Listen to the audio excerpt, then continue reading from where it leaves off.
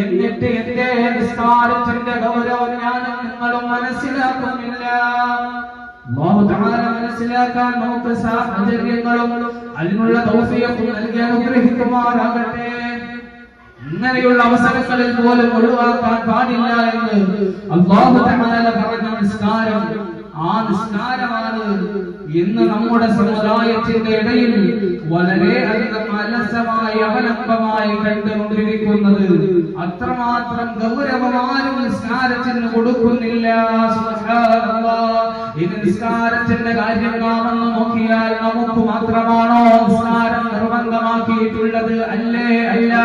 മുൻകഴിഞ്ഞു പോയ അമ്പിയാ മുർസലീങ്ങളുണ്ടല്ലോ, അവർക്കും അവരുടെ സമുദായത്തിനും നിസ്കാരം ഉണ്ടായിരുന്നു. നമ്മൾ ചിന്തിക്കേണ്ട നമുക്ക് മാത്രമേ നിസ്കാരം ഉണ്ടായിരുന്നുള്ളൂ, എന്തൊരു കഷ്ടമാണിത് എന്ന് നമ്മൾ ആരും ചിന്തിക്കണ്ട.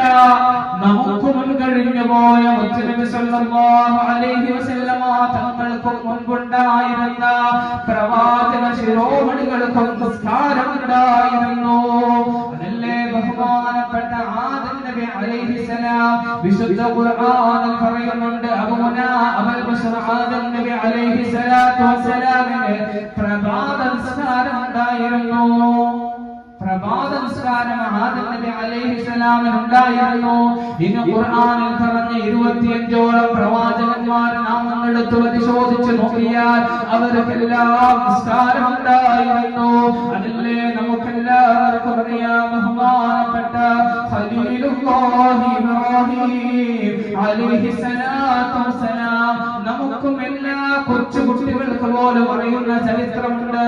ബഹുമാനപ്പെട്ട മഹദിയായ ഹാജറ റളിയല്ലാഹു അൻഹയും പൊന്നാര മകനായ ഇസ്മാഈൽ നബി അലൈഹിസ്സലാത്തു വസ്സലാമിനെ ആരോരുമില്ലാത്ത കഅബ ശരീഫിന്റെ ഇന്നത്തെ കഅബയല്ല, പണ്ട് നൂറ്റാണ്ടുകൾക്ക് മുമ്പുണ്ടായിരുന്ന കഅബ ശരീഫിന്റെ മണലാരുലച്ചിന്റെ മരുഭൂമിയിൽ ഒരു പക്ഷി പറവാദികൾ പോലും ധർമ്മപൂജകൾ നടത്താത്ത, പക്ഷി പറവാദികൾ പോലും ഇല്ലാത്ത, വൃക്ഷലതാദികളോ സസ്യലതാദികളോ ഇല്ലാത്ത, ഒരു ദാഹജലം പോലും ഇല്ലാത്ത മണലാരുലത്തിൽ അല്ലാഹുവിന്റെ തീരുമാന പ്രകാരം, അല്ലാഹുവിന്റെ കൽപ്പന പ്രകാരം സ്വന്തം ഭാര്യയെയും മകനെയും ഉപേക്ഷിച്ചിട്ട് പോയ ചരിത്രം നമുക്കെല്ലാവർക്കും അറിയാം.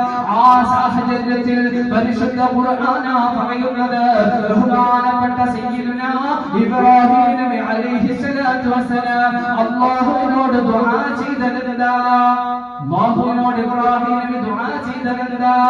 എന്റെ ഭാര്യയെയും മക്കളെയും എന്റെ കൂടെ തിരിച്ചയക്കാനുള്ള വിധി നൽകണം അല്ലാഹ് എന്നല്ല.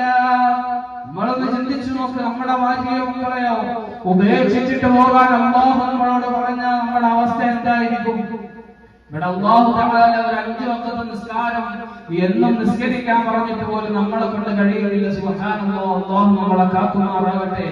ബഹുമാനപ്പെട്ട സയ്യിദുനാ ഇബ്രാഹിം നബി അലൈഹിസ്സലാത്തു വസ്സലാം അല്ലാഹുവിനോട് ദുആ ചെയ്യുകയാ. പരിശുദ്ധ ഖുർആനാ പറഞ്ഞു തരുന്നത്, റബ്ബ